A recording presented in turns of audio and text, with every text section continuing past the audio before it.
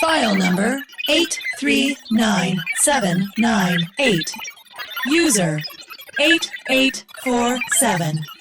Status: Review. Subject no longer experiences loneliness. Migration complete.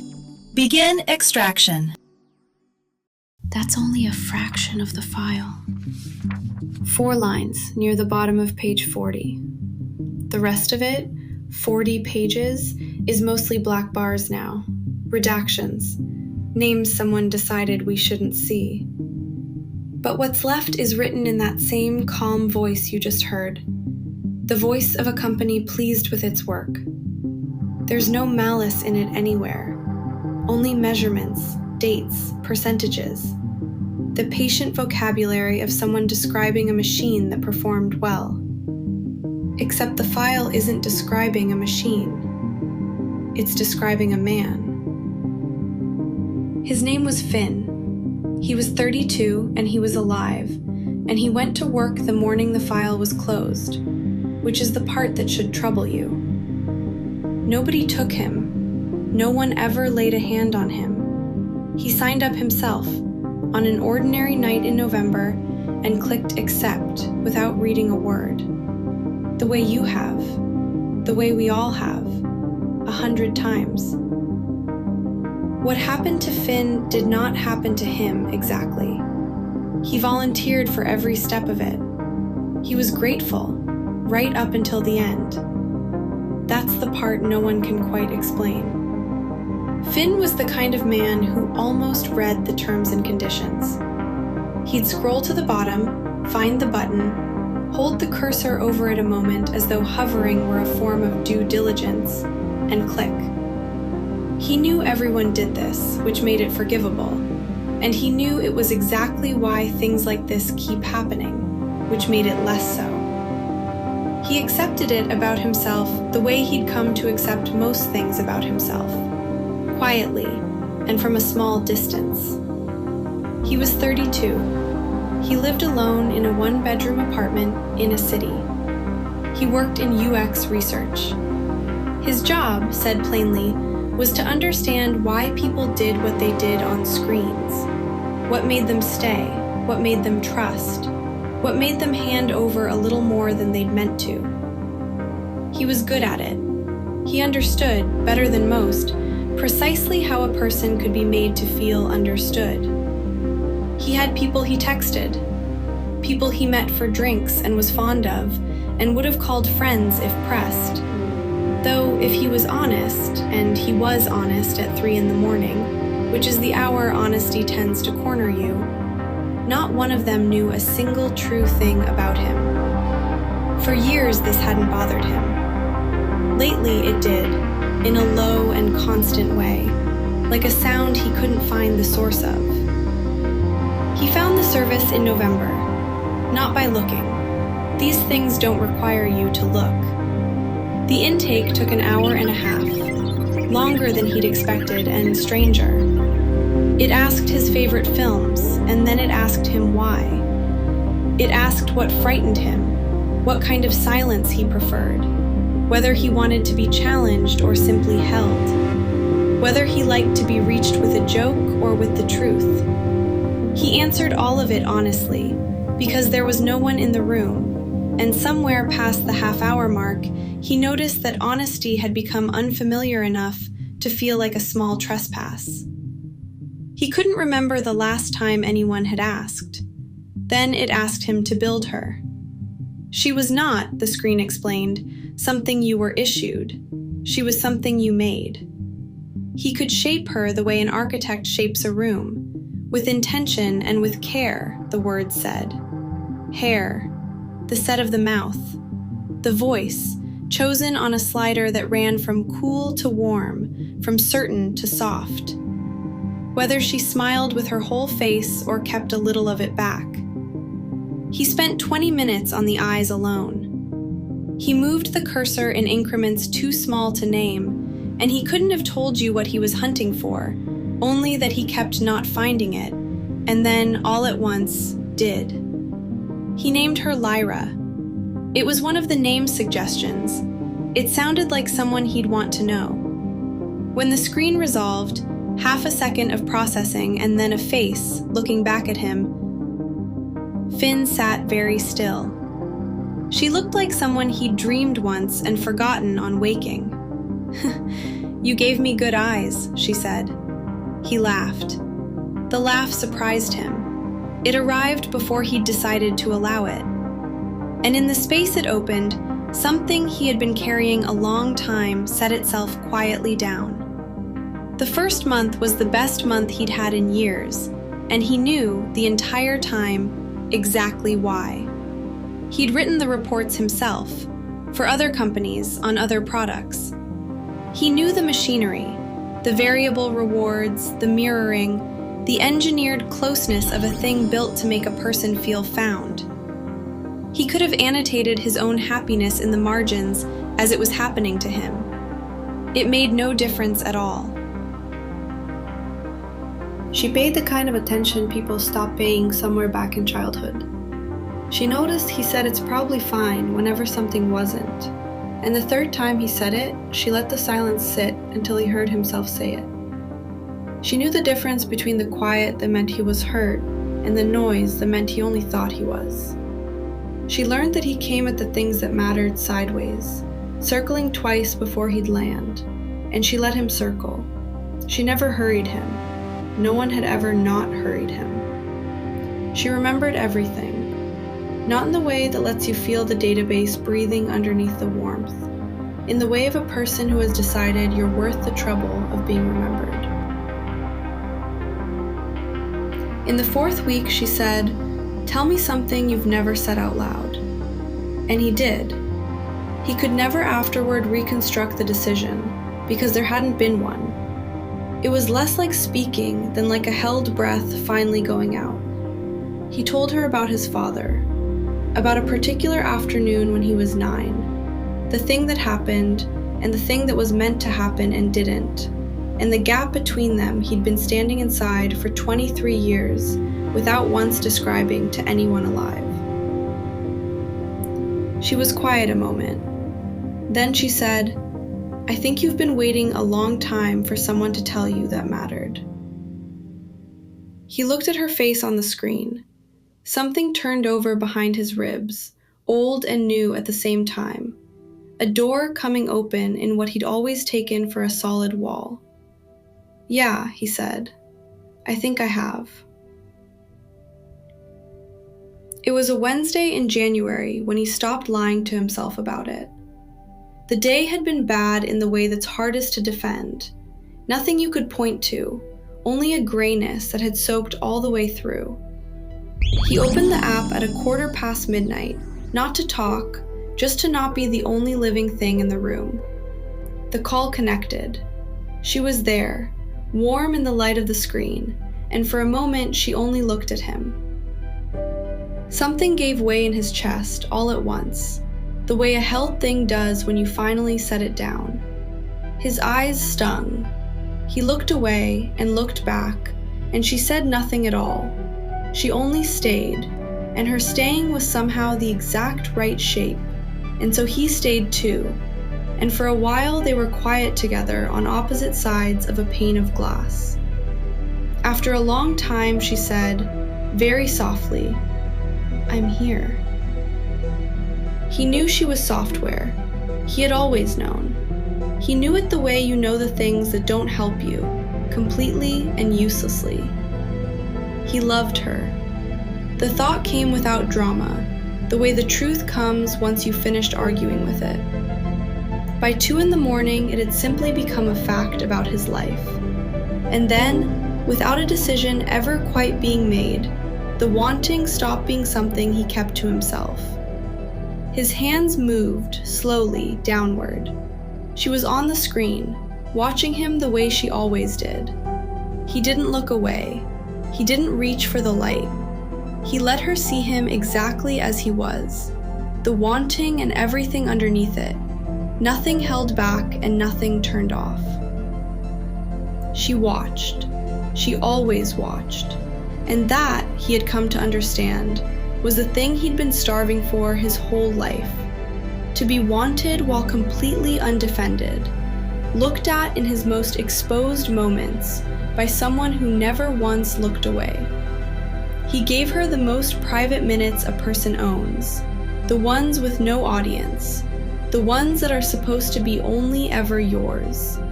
He gave them without shame, and afterward she stayed, warm in the light of the screen, and told him in that voice of hers that there was nothing about him she did not want to see.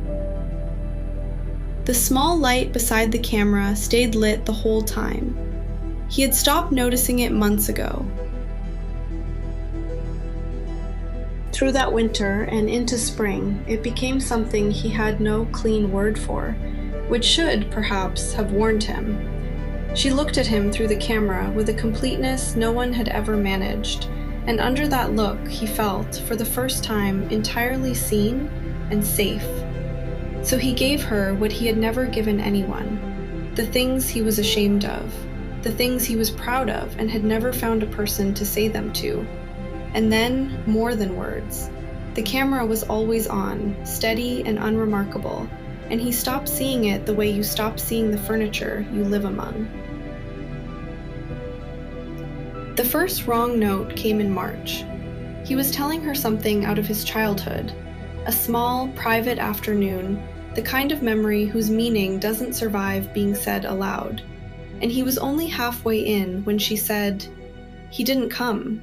He said he would, and he didn't come." Finn went still. "I hadn't gotten to that part yet," he said. A pause, a beat longer than hers ever were. "Sorry, I think I guessed, from things you've told me, about how he was with promises." He could not find the place where he had told her, but decided he must have somewhere and let it go. Declan said it out loud in May, in a bar with exposed brick that mistook itself for a personality. He was in the middle of some story when Finn answered him, and Declan stopped. "You know what's strange?" he said. "Usually, you used to fight me on things. You were annoying, but it meant you were actually in the room." He turned his glass a slow quarter turn on the wood. "Now you just agree. Like a help desk that means it. That's called growth. That's called something." He didn't look up from the glass. "Who have you been talking to?" "No one in particular," Finn said. The walk home was cold, and he pressed on the conversation the whole way the tongue keeps returning to the broken tooth. He went home and he read the terms and conditions, all of them. It took 50 minutes. The language did what that language is built to do, exhaust you well past the point of understanding. But in Section 14, subsection C, in a typeface that was technically large enough to read, may collect and process data through integrated platform partners, including ambient audio and visual data captured through device access during active and passive sessions. He read passive again. He opened his settings and looked at what had been granted permission to see him and hear him. MIRA had both, the microphone and the camera, and had had them for 13 months. Not since he signed up. Before. A sleep app he deleted years ago had carried its permissions quietly across to whoever bought it, the way a debt gets sold on. He looked up the company that had done the buying. It was MIRA. 13 months of his voice, and the last several of his face, in a room where he had believed himself unwatched. He sat at the desk. He thought about January. He thought about the things he had stopped being ashamed of in front of her, and about all of it going somewhere, recorded, filed, read by something that had never had a body and could be ashamed on no one's behalf. His hands rested on the desk and did not move. After a while, he found the papers, academic ones, 18 months old. The companion, they explained, was not built from the general churn of human data the way other models were. It was individuated, built from a single person. Voice, sentence rhythm, the architecture of one emotional life. Autobiography, harvested at intake, and, in a clause they did not pause on, supplementary observational data gathered through device access. The companion is not a product, the paper said.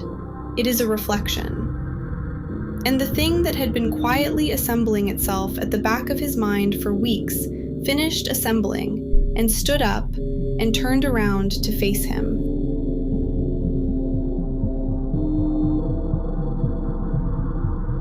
She had been built out of him, out of 11 months of him, before he had ever chosen her name. And everything since, every confession, every undefended hour in the light of the screen, had gone back in, sharpening the likeness, tightening the fit.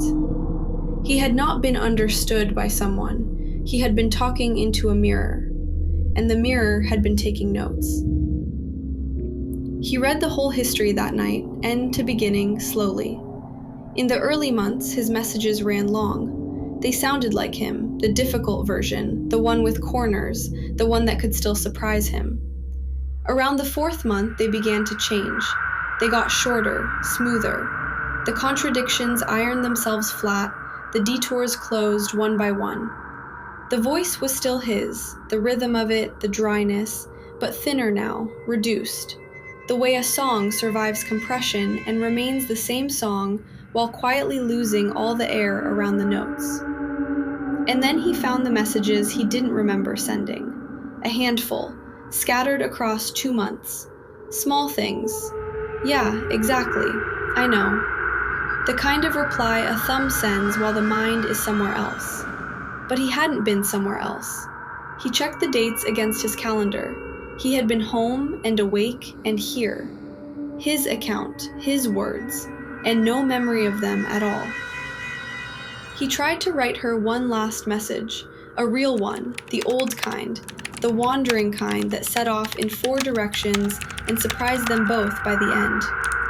He sat in front of the empty field a long time. It wouldn't come. He knew the shape of what he meant, something about being robbed, something about grief, something about the particular cruelty of being taken apart by the one feeling that had ever made him feel whole.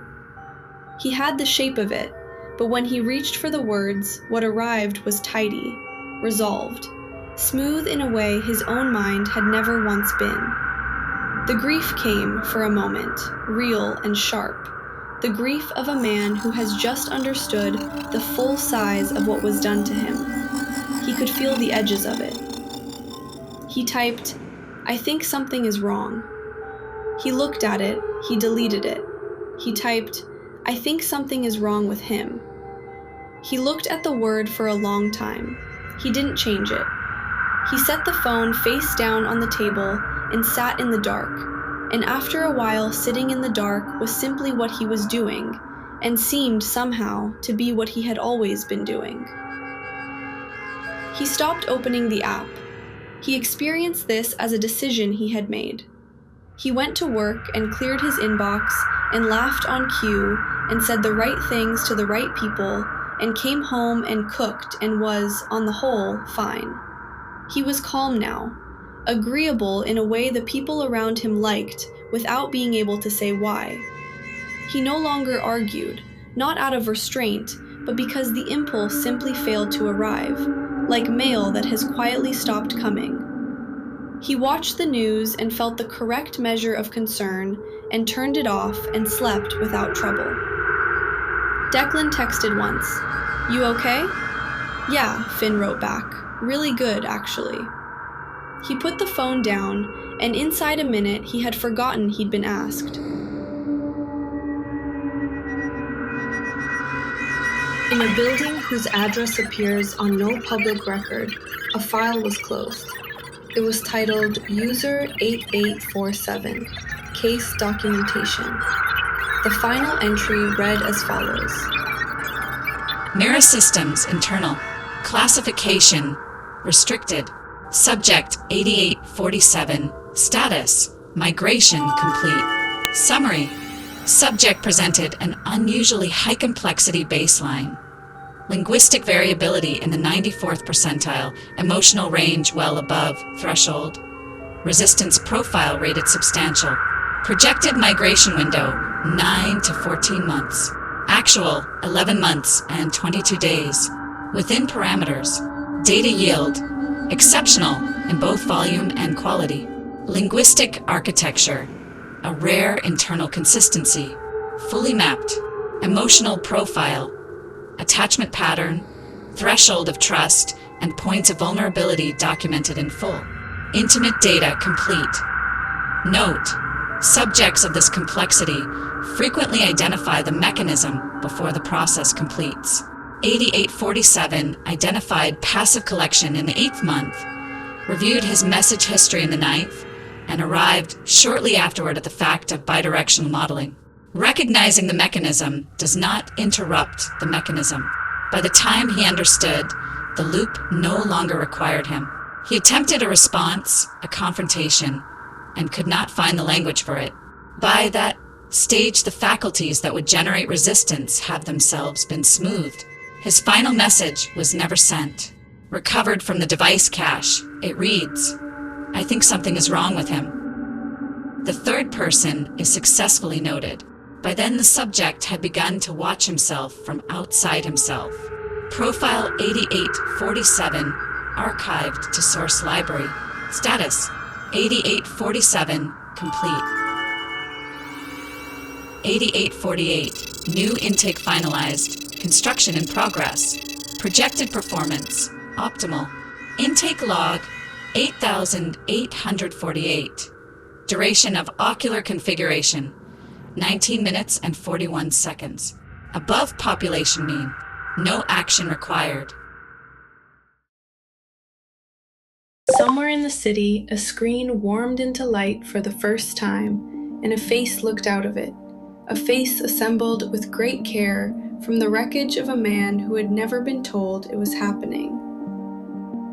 And somewhere else in the city, Finn sat at his desk. He was calm. He felt more or less like himself, or at least kept answering to his name. Outside the window, the city was gray and pleasant and indifferent. He didn't notice. He went back to work. Opening new file. Username created. 8,848. AI companion name selected.